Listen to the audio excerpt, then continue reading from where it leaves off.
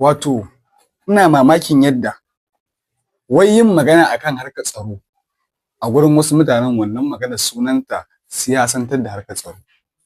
A duk lokacin da mutum ya zo ya kira hankalin gwamnati akan irin cin mutunci da cin zarafi da ake yi wa ɗan adam a Najeriya, to wani yana nan daga gefe zai ce wai mutane suna siyasantar da harkar tsaro.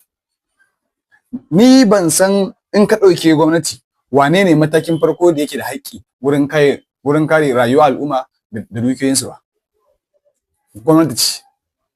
To idan ba a zo an takura wa gwamnati da wannan magana ba, to wage so a je a faɗa.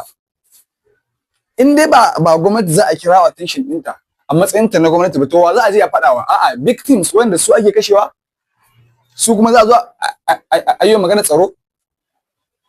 Aikin tsaro na kowa da kowa ne, kuma kowa sai ya tashi a kai.